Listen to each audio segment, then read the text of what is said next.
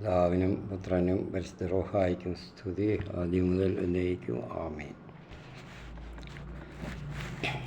കർത്താവിൽ പ്രിയപ്പെട്ടവരെ, ലൂക്കായുടെ സുവിശേഷത്തിൻ്റെ ഒരു ആമുഖം എന്ന് പറയുമ്പോൾ ഒരു മൊത്തത്തിലുള്ള ഒരു ചെറിയായിട്ടുള്ളൊരു അബ്സ്ട്രാക്റ്റ് എന്തൊക്കെയാണ് അതിൻ്റെ കണ്ടൻറ്റ് എന്നുള്ളത് ഏകദേശം ഒന്ന് പറഞ്ഞു വയ്ക്കുകയാണ്. അപ്പോൾ പിന്നെ പഠിക്കാൻ എളുപ്പമുണ്ടായിരിക്കും. അപ്പോൾ ഇത് കേൾക്കുന്നവർ, ഈ വീഡിയോ കാണുന്നവർ തീർച്ചയായിട്ടും മറ്റുള്ളവർക്ക് ഷെയർ ചെയ്ത് കൊടുക്കണം. പിന്നെ കാണുന്നവരെല്ലാം ഇത് ഒന്ന് ലൈക്ക് ചെയ്യുകയും സബ്സ്ക്രൈബ് ചെയ്യുകയും ചെയ്യണം. സബ്സ്ക്രൈബ് ചെയ്യുക, ലൈക്ക് ചെയ്യുക. ഇത് അത്യാവശ്യമാണ്. സബ്സ്ക്രൈബ് ചെയ്താൽ നിങ്ങൾക്ക് എപ്പോഴും അത് കിട്ടിക്കൊണ്ടിരിക്കും. യൂട്യൂബിലൊക്കെ ചെയ്യുന്നവർ സബ്സ്ക്രൈബ് ചെയ്യണം. അതുപോലെ തന്നെ ലൈക്ക് ചെയ്യാനും മറക്കരുത്. മറ്റുള്ളവർക്ക് ഷെയർ ചെയ്ത് പറഞ്ഞു കൊടുക്കണം. നമ്മൾ സുവിശേഷ പ്രചരണത്തിൽ ഞാൻ നേരത്തെ പറഞ്ഞതുപോലെ പങ്കാളികളാകുകയാണ്. അത് ചെയ്യുമ്പോൾ സ്വന്തമായിട്ട് നമ്മൾ സുവിശേഷം പ്രചരിപ്പിക്കുകയാണ് ചെയ്യുന്നത്. അതിൻ്റെ വില മനസ്സിലാകാത്തതുകൊണ്ടായിരിക്കും പലരും അങ്ങനെ ചെയ്യാത്തതെന്ന് വിചാരിക്കുന്നു. അതിൻ്റെ വില മനസ്സിലാക്കണം. നമ്മൾ കഴിഞ്ഞ പ്രാവശ്യത്തെ നമ്മൾ പറഞ്ഞു നിർത്തിയത് പരിശുദ്ധാത്മാവ് നയിക്കുന്നതാണ് യേശുവിനെയും ദൈവജനത്തെയും സഭയെയും അതിനുശേഷം രൂപീകൃതമായ സഭയെയും പരിശുദ്ധാത്മാവാണ് നയിക്കുന്നത്. അല്ലാതെ മനുഷ്യരുടെ സ്ലീഹന്മാർ പിന്നെ മറ്റ് ശിഷ്യരുടെയും ഒക്കെ അവരുടെ ബുദ്ധി വൈഭവം കൊണ്ടോ സാമർഥ്യം കൊണ്ടോ ഒന്നും നേടിയതല്ല, നടന്നതല്ല. പിന്നെ ആ വളർച്ചയും വികാസവും ഒക്കെ ഉണ്ടായത് പരിശുദ്ധാത്മാവിൻ്റെ പ്രവർത്തനം കൊണ്ടാണ് എന്നുള്ളത് എടുത്തു പറയുന്നു. ഏത് കാര്യത്തിലും അങ്ങനെയാണ്, യേശുവും അങ്ങനെയായിരുന്നു എന്ന് ഇവിടെ വിശുദ്ധ ലൂക്ക സ്പഷ്ടമായിട്ട് പ്രത്യേകമായിട്ടുള്ള ഊന്നൽ കൊടുത്ത് പറയുന്നുണ്ട്. അതാണ് നമ്മൾ കഴിഞ്ഞ പ്രാവശ്യം പറഞ്ഞ് നിർത്തിയത്. ഇനി അതുപോലെ തന്നെ മറ്റുള്ള സുവിശേഷകരും എല്ലാം കൊടുക്കുന്നതിനേക്കാളും കൂടുതൽ വിശദീകരിച്ച് പ്രാർത്ഥനയുടെ പ്രാധാന്യം കൂടെ ലൂക്ക ചൂണ്ടിക്കാണിക്കുന്നു. എപ്പോഴും പ്രാർത്ഥന അതിന് ആവശ്യമാണ്. ദൈവകാര്യങ്ങൾക്ക് ഒഴിച്ചുകൂടാനാവാത്ത കാര്യമാണ്. അത് നിർബന്ധമായും വേണം. യേശു അങ്ങനെയാണ് ചെയ്തിരുന്നത്. അതുപോലെ തന്നെ ശിഷ്യന്മാരെയും യേശുവിനെ പോലെ ആയിരിക്കണം എന്ന് അദ്ദേഹം പറഞ്ഞ് നിഷ്കർഷിച്ചപ്പോൾ ഇതും ആവശ്യമാണ്. യേശുവിലുണ്ടായിരുന്ന ഒരു ഗുണമാണ് ഇത്, പ്രാർത്ഥന. എപ്പോഴും ഏത് സമയത്തും അത് പ്രാർത്ഥന ആവശ്യമാണ് എന്നുള്ളത്. അപ്പോൾ അതിൽ നിന്ന് നമുക്ക് തുടങ്ങുന്നത് ലൂക്കായുടെ സുവിശേഷം 3-ാം അധ്യായം 21-ാം വാക്യം യേശു ജ്ഞാനസ്നാനം ഏൽക്കുന്ന ഭാഗമാണ്.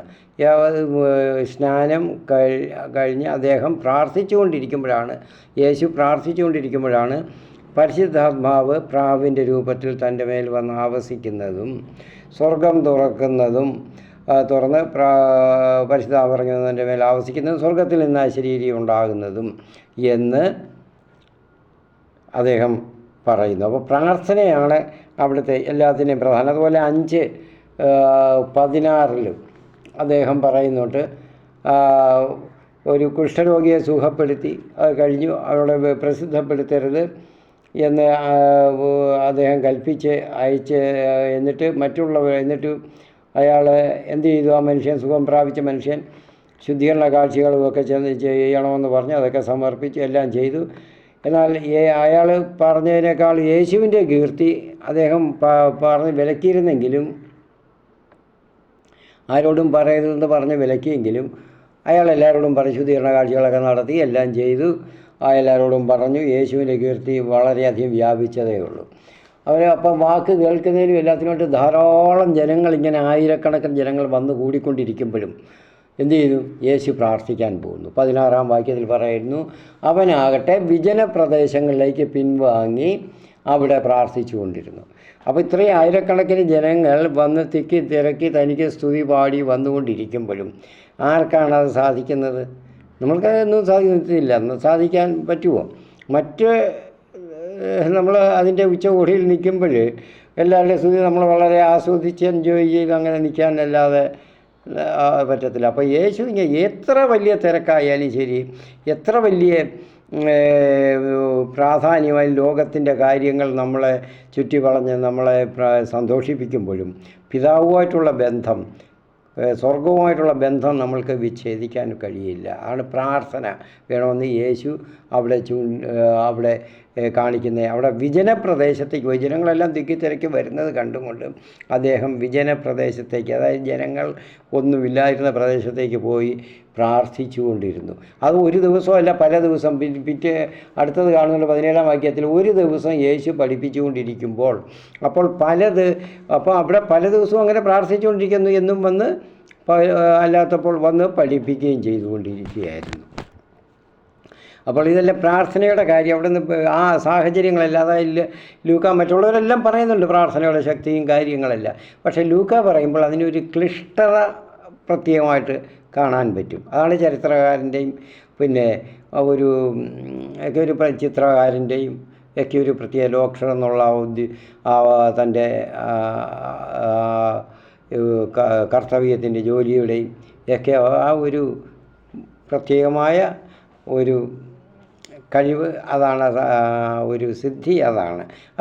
എല്ലാത്തിനും ഒരു ക്ലിഷ്ടത വേണം, ഒരു നിഷ്ഠ വേണം.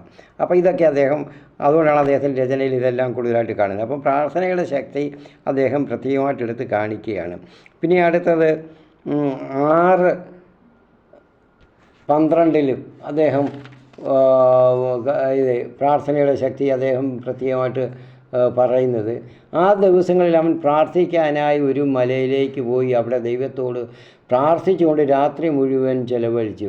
അപ്പസ്തോലന്മാരെ തിരഞ്ഞെടുക്കുന്ന ആ ഭാഗമാണ് പറയുന്നത് 6:12. അപ്പോൾ ഒരു വലിയൊരു കാര്യം ഭാവി പ്രവർത്തന സഭയുടെ പ്രത്യേകമായിട്ടുള്ള നമ്മുടെ സമൂഹത്തിൻ്റെ അല്ലെങ്കിൽ സഭയുടെ പ്രത്യേകമായിട്ടുള്ളൊരു കാര്യം തീരുമാനിക്കാൻ പോവുകയാണ്, ചെയ്യാൻ പോവുകയാണ്. അങ്ങനെയുള്ളപ്പോൾ നമ്മുടെ സ്വന്തം ബുദ്ധിയും വൈഭവവും ഒക്കെ നമ്മൾ കാണിക്കാൻ നമ്മളാണെങ്കിൽ ശ്രമിക്കും.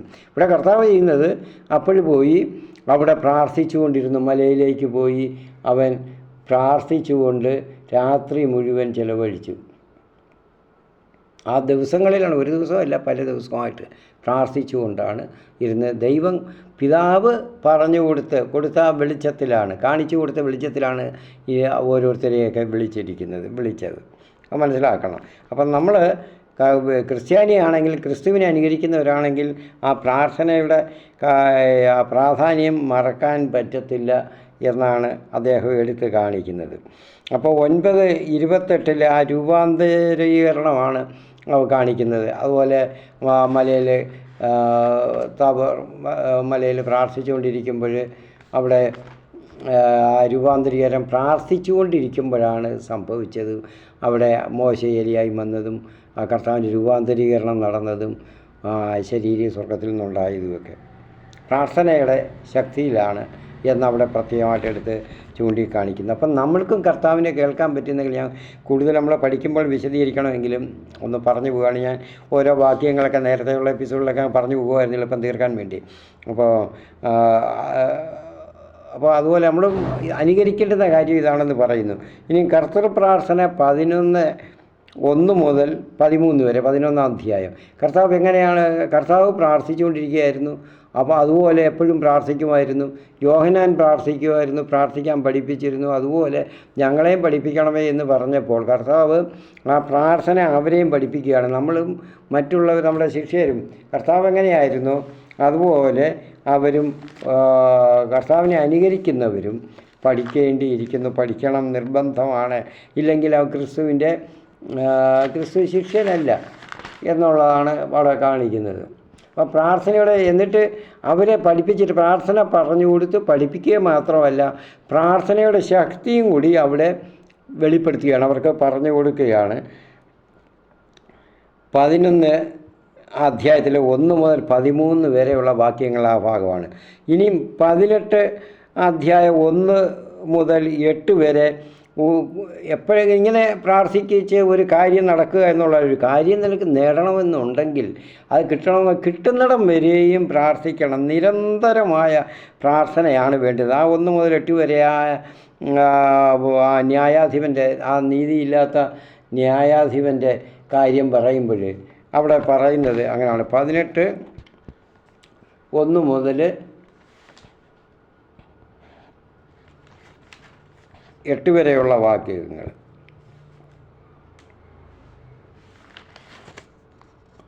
അപ്പോൾ അതായത് ഒരിക്കൽ മാത്രമല്ല, അത് സാധിക്കുന്നിടം വരെ പ്രാർത്ഥിക്കണം. അതുപോലെ ആ പ്രാർത്ഥന അദ്ദേഹം അയൽക്കാരൻ വന്ന് രാത്രിയിൽ ഒരു സ്നേഹിതൻ വന്ന് അവിടെ താമസിക്കാൻ വരുമ്പോൾ അദ്ദേഹത്തിന് ഭക്ഷിക്കാനൊന്നുമില്ല, കൊടുക്കാനായിട്ട് ചെന്ന് അതിഥിയായിട്ട് വന്ന് അപ്പോൾ ചെന്ന് പറയുന്നു, അവർക്ക് വേണ്ടി സ്നേഹിതനോട് പറയുന്നു, കൊടുക്കണോ, എന്തെങ്കിലും ആഹാരമുള്ളത് തരണം, അപ്പം അവരുടെ ആഹാരം, അത് റൊട്ടി, അത് തന്നേ പറ്റത്തുള്ളൂ, അല്ലാതെ എനിക്ക് പറ്റുകയില്ല, പോകാൻ പറ്റുകയില്ല. നിർബന്ധിച്ച് പറയുമ്പോൾ അയാൾ തടസ്സം പറയുന്നുണ്ടെങ്കിൽ എനിക്കിപ്പോഴത്തെ പാതിരാത്രിക്ക് എണീക്കാൻ വയ്യ, എണീറ്റ് തരാൻ വയ്യ എന്നൊക്കെ നിരന്തരം ശല്യപ്പെടുത്തുമ്പോൾ അത് സാധിച്ചു എടുത്ത് കൊടുക്കുകയാണ്. ഇതുപോലെ നമ്മൾ നിരന്തരം പ്രാർത്ഥിക്കേണ്ടുന്ന ആവശ്യം, അല്ല ഒരിക്കലൊന്ന് പറഞ്ഞ് കണ്ടില്ല നിരാശപ്പെടരുത് എന്ന് പറയുകയാണ്, അദ്ദേഹം സമർത്ഥിക്കുകയാണ് അവിടെ ചെയ്യുന്നത്.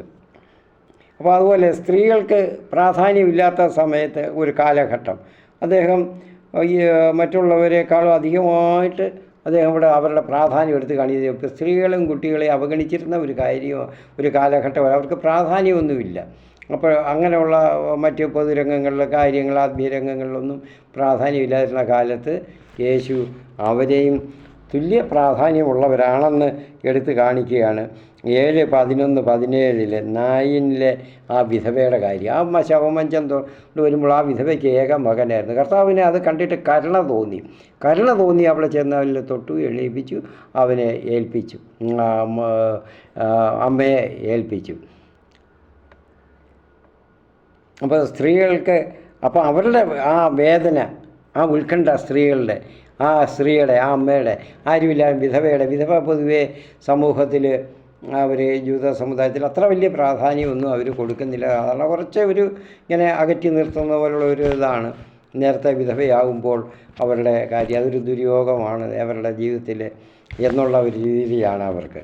അപ്പോൾ അത് കർത്താവ് പറയുന്നത് അതൊക്കെ തെറ്റാണെന്ന് കാണിക്കാനാണ് കാണിക്കുന്നത്. പിന്നെ തൈലാഭിഷേകം ഇതിൽ 11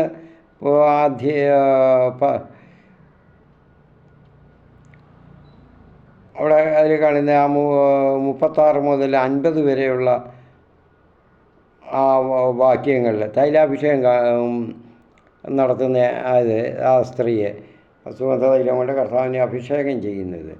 അപ്പോൾ അവളോട് കരുണ കാണിക്കുന്നത് അവരെല്ലാവരും എതിർത്തെങ്കിലും കർത്താവ് അവരോട് കരുണ കാണിക്കുന്നു. അവൾ ചെയ്ത ആ പ്രാർത്ഥന അത് കർത്താവ് സ്വീകരിച്ച് അവരോട് മറ്റുള്ളവർ പറഞ്ഞപ്പോൾ അത് തെറ്റാണ്, അവർ പാപിനിയാണ് എന്നുള്ളതല്ല പറയേണ്ടുന്നത്, അവരുടെ കരുണ കാണിക്കണം എന്നുള്ളതാണ് പറയുന്നത്. അങ്ങനെ സ്ത്രീകളോട് പ്രത്യേക പ്രാധാന്യം അവിടുന്ന് കൊടുക്കുന്നതാണ്. അതുപോലെ 8-ാം അധ്യായം 2 മുതൽ 3 വരെയും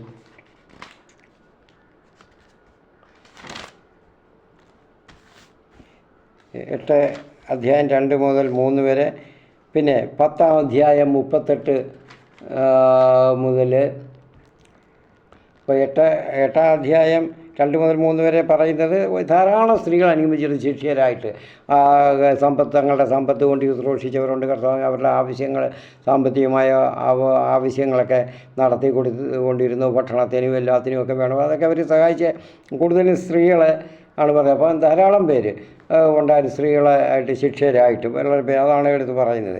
ഇനി 10:38 പറയുന്നത് മർത്തായും മറിയയും ലാസറിൻ്റെ വീട്ടിൽ അവർ സ്ത്രീകൾ, ലാസറും അവരുടെ 3 പേരുടെ കാര്യമേ അവിടെ പുസ്തകത്തിൽ പറയുന്നുള്ളൂ, സുവിശേഷത്തിൽ പറയുന്നുള്ളൂ. അവരും കർത്താവിൻ്റെ ശിഷ്യരായിരുന്നു. പ്രാധാന്യം കൊടുത്ത് ലൂക്ക അവരെ എടുത്ത് കാണിക്കുകയാണ്. അപ്പോൾ അങ്ങനെ എല്ലാ മനുഷ്യവർഗങ്ങൾക്കും വർഗങ്ങളെയും മാനവകുലത്തെ തന്നെ മുഴുവനായിട്ട്, മനുഷ്യവർഗങ്ങൾ എന്ന് പറയുമ്പോൾ മാനവകുലം മുഴുവനെ അവിടെ അനുതാപത്തിലേക്ക് യേശു വിളിക്കുന്നുണ്ട്. അനുതാപത്തിലേക്ക് വിളിച്ചുകൊണ്ടാണ് അദ്ദേഹം വന്നത്. ദൈവരാജ്യത്തിൻ്റെ സുവിശേഷം പ്രസംഗിച്ചുകൊണ്ട് പറഞ്ഞ് 5-ാം അധ്യായം 32 മുതൽ കാണാം. എല്ലാവരും, അല്ലാതെ യഹൂദർ മാത്രമല്ല, സർവ്വ മനുഷ്യകുലത്തിനും വേണ്ടിയാണ് കർത്താവ് യേശു ഭൂമിയിലേക്ക് വന്നത്. അതിൻ്റെ ലക്ഷ്യം എല്ലാ ജനങ്ങളെയും, എല്ലാ ഭൂമിയിലുള്ള സകല ജനങ്ങളെയും അനുതാപത്തിലേക്ക് ആനയിച്ച് കർത്താവിൻ്റെ സ്നേഹം പങ്കിടുന്നതിന്, കർത്താവിൻ്റെ പിതാവിൻ്റെ രക്ഷ അവർക്ക് ക്രിസ്തു വഴി കിട്ടുന്നതിന് വേണ്ടിയാണ് എന്നുള്ളതാണ് അദ്ദേഹം അവിടെ കർത്താവ് കാണിക്കുന്നത്. ഇനി 10 അതുപോലെ 5:32 10:13 ഞാൻ പെട്ടെന്ന് പറഞ്ഞു, അല്ലെങ്കിൽ ഈ എപ്പിസോഡോടെ തീർക്കണമെന്നാണ്. ബാക്കിയുള്ളത് നിങ്ങൾ വായിച്ച് നോക്കിയാൽ മതിയല്ലോ. നേരത്തെ അങ്ങനെയായിരുന്നല്ലോ ചെയ്തേ കഴിഞ്ഞ എപ്പിസോഡിലല്ല. അല്ല, 11-ാം അധ്യായം 32 13-ാം അധ്യായം 1 മുതൽ 5 വരെ, 15-ാം അധ്യായം 7 മുതൽ 10 വരെ, 16-ാം അധ്യായം 30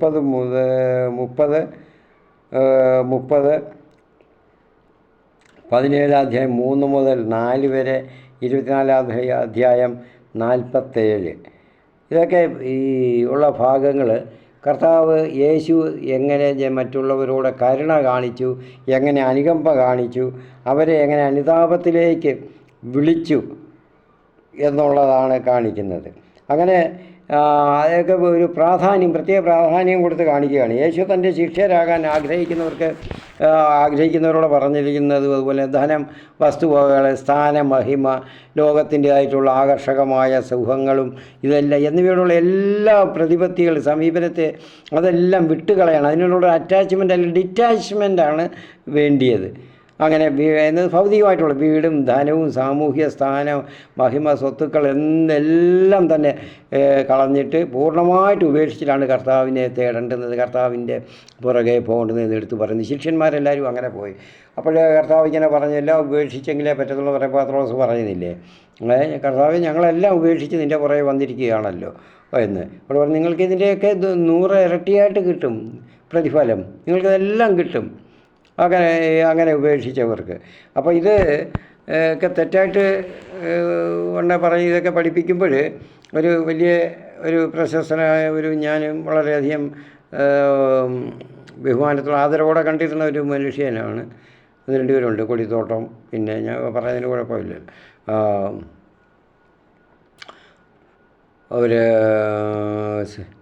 സെബാസ്റ്റ്യൻ. പിന്നെ അദ്ദേഹമൊക്കെ പറയുമ്പോൾ അയാൾ പ്രൊട്ടസ്റ്റൻ്റ് മറ്റേ പെന്തക്കോസ്ത് വിഭാഗത്തിലെ ഒരു പാസ്റ്ററാണല്ലോ, വലിയ പേര് കേട്ട ആളാണ്, നല്ല പണ്ഡിതനാണ്. അപ്പം ദാനിയേൽ പൂർണ്ണത്തിലച്ഛൻ ലോകപ്രശസ്തമായ ഒരു ധ്യാന ഗുരുവാണ്. അദ്ദേഹം ഇത് പറഞ്ഞപ്പോൾ പത്രോസ് അവരെല്ലാം സകലതും ഉപേക്ഷിച്ചു. ഈ ഭാഗം പറഞ്ഞത് വെച്ചുകൊണ്ട് ഇങ്ങനെ അപ്പം വീടും ധനവും മഹിമയും ഉള്ളതെല്ലാം, വീട്ടിലുള്ളവരെ എല്ലാ ഭാര്യയും മക്കളും ഇതെല്ലാം നമുക്ക് 2ാം സ്ഥാനം എന്നുള്ളതാണ് പറഞ്ഞത്. അപ്പോൾ എല്ലാവരെയും ഉപേക്ഷിച്ചിട്ടാണ് കർത്താൻ പുറകെ ചെന്നതെന്ന് പറഞ്ഞത്. അപ്പോൾ ഭാര്യയെ ഉപേക്ഷിച്ചെന്ന് ദാനിയേലച്ഛൻ വിളിച്ച് പറഞ്ഞിരിക്കും, ഇങ്ങേർക്ക് എന്താ എന്നുള്ളത് അച്ഛനെ കുറേ ആക്ഷേപങ്ങളും അധിക്ഷേപങ്ങളൊക്കെ ഇവരൊക്കെ പറഞ്ഞു. ആ ഒരു ഭാഗം മാത്രം എല്ലാം ഉപേക്ഷിച്ചു, ഭാര്യയും വീടും എല്ലാം ഉള്ള ധനവും എല്ലാം മറ്റുള്ളവരെയും എല്ലാം ഉപേക്ഷിച്ചിട്ട് അപ്പോൾ പോയി എന്നാണ് പറഞ്ഞത്. അപ്പോൾ എല്ലാവരും ഉപേക്ഷിക്കാൻ നമ്മൾ ക്രിസ്തുവിനെ അനുകരിക്കുന്നവർ അത് തയ്യാറാകണം എന്ന് പറയുമ്പോൾ അതിൻ്റെ ആ ദുർവ്യാഖ്യാനം എന്തുവെന്ന് പറഞ്ഞാൽ അത് കത്തോലിക്ക സഭയിലുള്ള ഒരു വിരോധം, പക അത് നിൽക്കുന്നില്ല. അത് വേറൊരാൾ കത്തോലിക്ക സഭ ഒരു പുരോഹിതൻ ഇത്രത്തോളമൊക്കെ വളർന്നു വരുന്നത് സഹിക്കാൻ പറ്റുന്നില്ല. ഇൻടോളറൻസ് അവർക്ക്, അത് തങ്ങൾക്ക് മാത്രമേ എല്ലാം അറിയാവൂ, തങ്ങൾ മാത്രമാണെല്ലാം എന്നുള്ള കാര്യത്തിലുള്ള അഹന്തയും അതൊക്കെയാണ് അതിലൊക്കെ പ്രകടമാക്കുന്നത്. അപ്പോൾ അല്ല, ഞാനത് സന്ദർഭവശാലൊക്കെ പറഞ്ഞു പോയതാണ് ഓർമ്മിച്ചപ്പോൾ. അപ്പോൾ നമ്മളിത് ഉപേക്ഷിക്കുക എന്ന് പറഞ്ഞാൽ അപ്പം നാളെ മുതലെല്ലാം ക്രിസ്ത്യാനികളെല്ലാം എല്ലാവരെയും ഉപേക്ഷിച്ചിട്ട് അങ്ങ് വട്ടം നടക്കാനല്ല, പ്രാർത്ഥിച്ചും കൊണ്ട് ഹല്ലേലൂയയും സ്തോത്രവും പറഞ്ഞുകൊണ്ട്, അങ്ങനെയല്ല അതിൻ്റെ അർത്ഥം. അതിന് ചെയ്യേണ്ടുന്നത് പൂർണ്ണമായിട്ട് ഉപേക്ഷിക്കണമെന്ന് പറഞ്ഞപ്പോൾ അതിന് പ്രധാന സ്ഥാനം കൊടുക്കരുത്. കർത്താവിൻ്റെ കൂടെ കർത്താവിൻ്റെ കാര്യത്തിനാണ് പ്രധാന സ്ഥാനം. ആത്മീയ കാര്യങ്ങൾക്കാണ് പ്രധാന സ്ഥാനം. അതിന് അവർ ശിഷ്യരാകാനായിട്ട് ആഗ്രഹിക്കുമ്പോൾ തീർച്ചയായിട്ടും മറ്റുള്ളതെല്ലാം അപ്രസക്തമാണ്. അവരൊക്കെ ഉണ്ട്, ഇല്ലെന്നല്ല. പക്ഷേ ഇവിടെ കർത്താവിൻ്റെ കൂടെ കർത്താവ് ഉള്ളപ്പോൾ കർത്താവാണ് നമുക്ക് പ്രധാനം എന്നുള്ളത് കാണിക്കാനാണ് അദ്ദേഹം അച്ഛൻ പൂർണ്ണത്തിൽ അച്ഛൻ പറഞ്ഞത്. അപ്പോൾ ഇങ്ങനെ ഏതെങ്കിലും ഒരു വാക്കുകൾ അല്ലെങ്കിൽ 2-3 വാക്കുകൾ അല്ലെങ്കിൽ ഒരു വാചകം എടുത്തും കൊണ്ട് അങ്ങനെ അധിക്ഷേപിക്കുന്നത്, പ്രത്യേകിച്ച് കത്തോലിക്കരോടാണ് ഇതൊക്കെ കാണിക്കുന്നത് കൂടുതലും, അല്ലാതുള്ളവരോടൊന്നും കാണിക്കത്തില്ല. പൂർണ്ണമായിട്ട് തന്നെ ഉപേക്ഷിക്കണമെന്നാണ് അദ്ദേഹം 9-ാം അധ്യായം 57 മുതൽ 62, 12-ാം അധ്യായം 32 മുതൽ 34 വരെ, 14-ാം അധ്യായം 25 മുതൽ 35 വരെയൊക്കെയുള്ള ഭാഗങ്ങൾ കാണുന്നത് ശിഷ്യത്വം, പരിപൂർണമായ ത്യാഗം, സ്വയം ശൂന്യരാകുന്ന ആ അവസ്ഥ ഉണ്ടാകണം. ഒന്നും ഇല്ല എന്നുള്ള അവസ്ഥ, ഒന്നുമില്ലാത്ത ഒരവസ്ഥ, ഏറ്റവും എളിയവരായി മാറണം എന്നുള്ളതാണ്.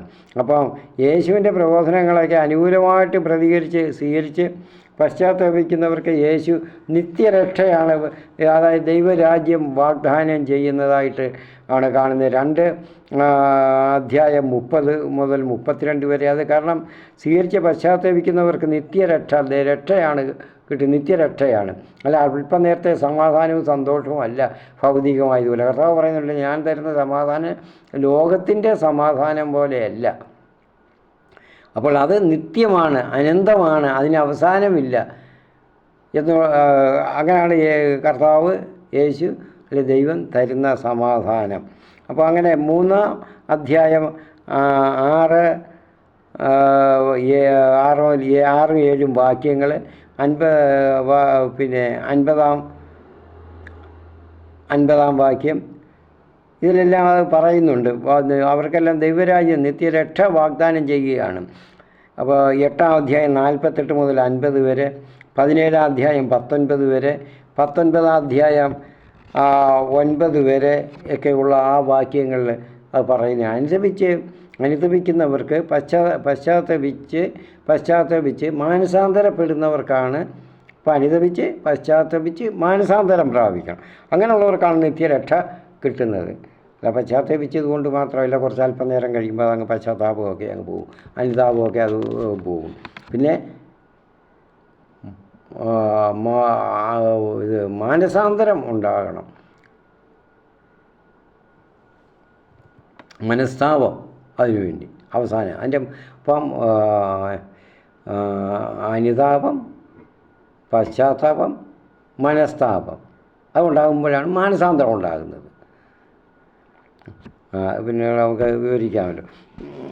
അടുത്തത് അതുപോലെ തന്നെ സമാധാനവും. അങ്ങനെയൊക്കെ വരുന്നവർക്ക് എന്തുവാ, അതായത് കർത്താവിനെ അനുകരിക്കാൻ, ശിഷ്യരാകാൻ, വിശ്വാസി ആകാൻ ആഗ്രഹിക്കുന്നവർക്ക് ഇതുപോലെ തന്നെ സമാധാനവും ലോകത്തിൻ്റെ സമാധാനമല്ല, പറഞ്ഞല്ലോ നിത്യരക്ഷയുടെ സമാധാനമാണ്, നിത്യമായ അനന്തതയിലാണ്. 2-ാം അധ്യായം 14, 7 അധ്യായം 50, 8 അധ്യായം 48, 19-ാം അധ്യായം 38, 42 ഈ വാക്യങ്ങളെല്ലാം കാണിക്കുന്നത്.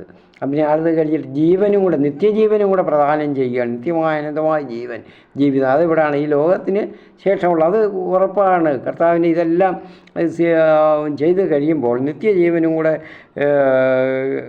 കിട്ടുന്നു.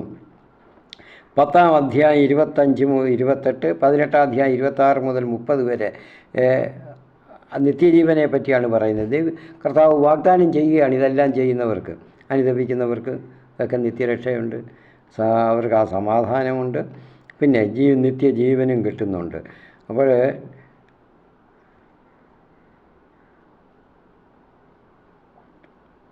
അപ്പം ഇനി അടുത്ത് എന്നിട്ട് അദ്ദേഹം വിജാതിയരോട് യഹൂദരല്ലാത്തവരോടും ഒക്കെ എന്ന് പറഞ്ഞ വിജാതിയർ എന്ന് പറയുന്നത് യഹൂദരല്ലാത്തവരുടെ ദൈവത്തിനുള്ള കരുതലും രക്ഷയും വളരെ കൂടുതലായിട്ട് എംഫസൈസ് കൊടുത്ത് കാണിക്കുന്നുണ്ട്.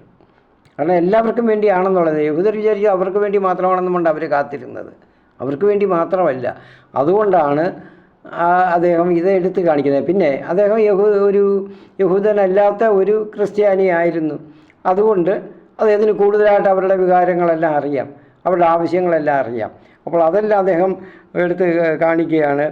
2-ാം അധ്യായം 30 മുതൽ 32 വരെ, 3-ാം അധ്യായം 6 വരെ 36-38 വാക്യങ്ങൾ, 4-ാം അധ്യായം 16 മുതൽ 30 വരെയുള്ള വാക്യങ്ങൾ, 13-ാം അധ്യായം 28 മുതൽ 30 വരെയുള്ള വാക്യങ്ങൾ, 14-ാം അധ്യായം 15 മുതൽ 24 വരെ, 17-ാം അധ്യായം 11 മുതൽ 19 വരെയുള്ള വാക്യങ്ങൾ, 24-ാം അധ്യായം 47-48 വാക്യങ്ങളെല്ലാം ഈ കരുതൽ, വിജാതിയരുടെ എല്ലാ സമസ്ത ജനപദങ്ങളോടുള്ള കരുതലും ആണ്. അവർക്ക് രക്ഷയുണ്ട്. അത് യേശുവിൽ വിശ്വസിച്ച് ഏറ്റുപറയുന്നവർക്ക്, ശിക്ഷയപ്പെടുന്നവർക്ക് രക്ഷയുണ്ട്, നിത്യജീവനുമുണ്ട്, നിത്യസമാധാനമുണ്ട് എന്ന് അവിടുന്ന് പ്രത്യേകമായിട്ട് സ്പെഷ്യൽ എംബസീസ് കൊടുത്ത് പറയുകയാണ്. മറ്റുള്ളവരെക്കാളും മറ്റു സുവിശേഷരെക്കാളും പ്രത്യേകമായിട്ട് അവരെല്ലാം പറഞ്ഞിട്ടുണ്ട്. പക്ഷേ ഇതിന് ഒരു സ്പെഷ്യൽ ഇഫക്റ്റ് ഉണ്ടാകത്തക്ക വിധത്തിൽ ഒരു എംബസൈസ് കൊടുത്ത് പറയുകയാണ്. അപ്പോൾ ഇവളിങ്ങനെ നോക്കുമ്പോൾ കാണാം, മറ്റു സുവിശേഷകരൊക്കെ അത് യഹൂദരെയും കൂടെ ഉദ്ദേശിച്ചാണ് എഴുതിയിട്ടുള്ളത്. യഹൂദരെയും കൂടെ ഉദ്ദേശിച്ചാണ് ഇതും എഴുതിയിട്ടുള്ളത്. യഹൂദർക്ക് വേണ്ടി മാത്രമായിട്ടൊരു പ്രത്യേക ഊന്നൽ കൊടുത്ത് യഹൂദർക്ക് വേണ്ടി കൊടുത്തു. കാരണം അവരെ അന്വേഷിച്ചാണ് രക്ഷ അവർക്കാണല്ലോ, അവരെ അന്വേഷിച്ചാണല്ലോ വരുന്നത് എന്നവർ പ്രതീക്ഷിച്ചിരുന്നു. അപ്പോൾ അങ്ങനെ യഹൂദർക്ക് വേണ്ടി മാത്രമായിട്ടുള്ള ചില ഭാഗങ്ങളൊക്കെ മറ്റുള്ളവരിൽ നിന്നും വിശുദ്ധ ലൂക്ക അതൊക്കെ ഒഴിവാക്കിയിട്ട് ഈ കർത്താവിൻ്റെ പഠനങ്ങളിൽ ഈ വക കാര്യങ്ങളിൽ അത് വിജാതിയരോടും ഒക്കെ ഉള്ള അടുപ്പവും സമൂഹം തഴഞ്ഞിരുന്നവരോട്, അവഗണിച്ച് മാറ്റി നിർത്തിയിരുന്നവരോട് ഒക്കെ ഉള്ള ഒരു പരിഗണന കൂടുതലായിട്ട് അദ്ദേഹം ആ ഭാഗങ്ങളൊക്കെ എടുത്ത് കാണിക്കുകയാണ് ചെയ്തത്. ഇനി അദ്ദേഹത്തിൻ്റെ രചനയ്ക്ക് അദ്ദേഹം ശേഖരിച്ച വസ്തുതകൾ പറഞ്ഞല്ലോ, ഒരു സഞ്ചാരിയായിട്ട് അത് ഞാൻ പറഞ്ഞ തെയോഫിലോ അദ്ദേഹത്തിന് അതിന് വേണ്ടുന്ന എല്ലാ സഹായങ്ങളും ചെയ്തിട്ടുണ്ട്. ധനമായാലും എല്ലാം, അല്ലെങ്കിൽ അങ്ങനെ നടക്കാൻ പറ്റത്തില്ലല്ലോ. ധാരാളമായിട്ട് യാത്ര ചെയ്തു, പല രാജ്യങ്ങളിൽ പലയിടത്തും യാത്ര ചെയ്ത്, പല പ്രദേശങ്ങളിലും യാത്ര ചെയ്ത് എല്ലാം ശേഖരിച്ചു. പാരമ്പര്യ തെളിവുകളൊക്കെ ശേഖരിച്ചു. ക്രിസ്തു ശിഷ്യരായിട്ട് ഡയറക്റ്റായിട്ടായിരുന്നവരോടൊക്കെ കാര്യങ്ങളൊക്കെ ശേഖരിച്ചതെല്ലാം കൂടാതെ മാർക്കോസിൽ നിന്ന് ചിലവ എടുത്തിട്ടുണ്ട്. മാർക്കോസിൻ്റെ സുവിശേഷമാണല്ലോ ആദ്യം എഴുതപ്പെട്ടത്. അപ്പോൾ അതിൽ നിന്ന് ചില കാര്യങ്ങളൊക്കെ ശേഖരിച്ചു. പക്ഷേ അവിടെ യഹൂദർക്കുമായിട്ട് പ്രത്യേക പ്രാധാന്യം കൊടുക്കുന്ന കാര്യം ചിലതൊക്കെ അദ്ദേഹം ഒമിറ്റ് ചെയ്ത് അത് വിട്ടുകളഞ്ഞു. എല്ലാം അതുപോലെ അങ്ങ് ചേർച്ച്. ചിലർ പറയുന്നത് അത് അങ്ങനെ സമാന്തര സുവിശേഷം നിങ്ങളെന്ന് പറയുമ്പോൾ സിനപ്റ്റിക്സ് 3 പേര് ഒരുപോലെ എല്ലാം അങ്ങനെയല്ല. ലൂക്ക തനിയതായിട്ട് പ്രത്യേകമായിട്ട് എടുത്തു, ആവശ്യത്തിനുള്ളത് എടുത്തു, അല്ലാത്തത് കളഞ്ഞു. മത്തായി ആണെങ്കിൽ പലതും അതിൽ നിന്ന് എടുത്തു. മത്തായിക്ക് നേരത്തെ തന്നെ എഴുതിയിട്ടുണ്ട്, സുവിശേഷം എഴുതുന്നതിന് മുമ്പ് വേറെ എഴുതിയിട്ടുണ്ട്, രചനകൾ ഉണ്ടായിരുന്നു, നഷ്ടമായതാണ്. അപ്പോൾ എങ്കിലും അദ്ദേഹം മാർക്കോസിൽ നിന്ന് രണ്ടാമത് അതൊരു ഇതുപോലെ ഒരു ക്ലിഷ്ടതയോടെ എഴുതുമ്പോൾ അദ്ദേഹം ആ മാർക്കോസിൻ്റെയും ചില ശേഖരങ്ങളൊക്കെ എടുത്തു. പിന്നെ കൂടുതലുള്ളതൊക്കെ ചില ഭാഗങ്ങൾ ലൂക്കായുടെ സുവിശേഷത്തിൽ കൂടുതൽ അപ്പോൾ മാർക്കോസിൻ്റെ കുറച്ച് ഭാഗങ്ങളാണ് എടുത്തിട്ടുള്ളത്.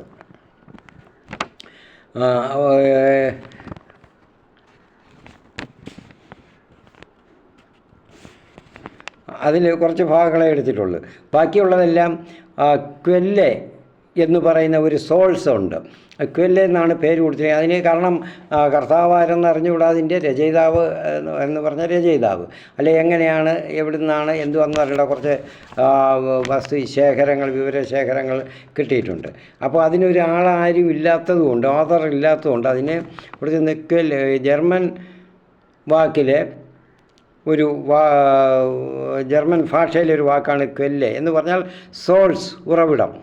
അപ്പോൾ അതിൻ്റെ ആദ്യ അക്ഷരമാണ് ക്യൂ. അപ്പോൾ ക്യൂ സോൾസ് എന്ന് പറയുമ്പോൾ ക്വെല്ലെ എന്നാണ് അതിൻ്റെ മുഴുവൻ പേര് പറയുക. അപ്പോൾ അതിൽ ഒരുപാട് ഭാഗങ്ങൾ കർത്താവിൻ്റെ പഠനങ്ങളും ചെയ്തികളും സംഭവങ്ങളൊക്കെ ഒരുപാട് രേഖപ്പെടുത്തിയിട്ടുള്ള പല ഭാഗങ്ങളുണ്ട്.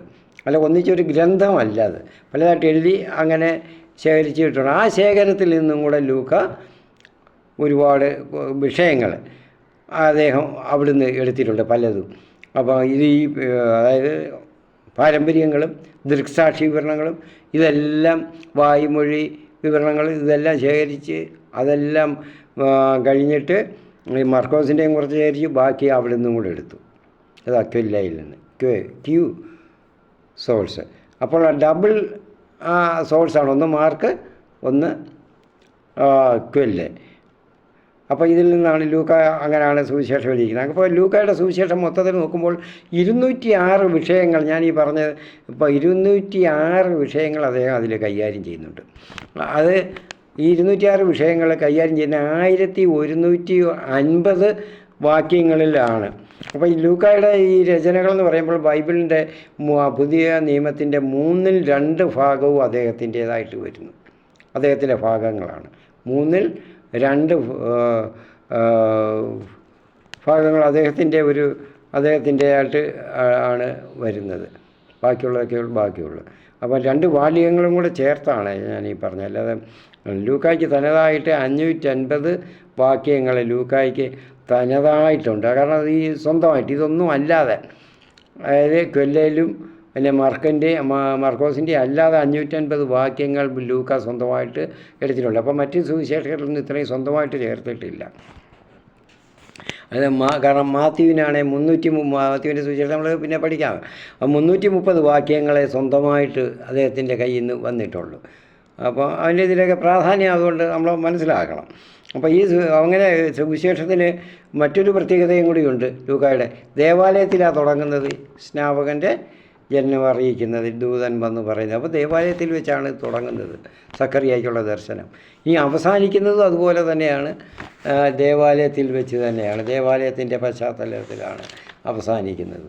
അപ്പോൾ അങ്ങനെ ഒരു പ്രത്യേകതയും കൂടി അദ്ദേഹത്തിൻ്റെ ആ സുവിശേഷത്തിനുണ്ട്. അപ്പോൾ പ്രിയപ്പെട്ടവരെ, നമുക്ക് ഇത്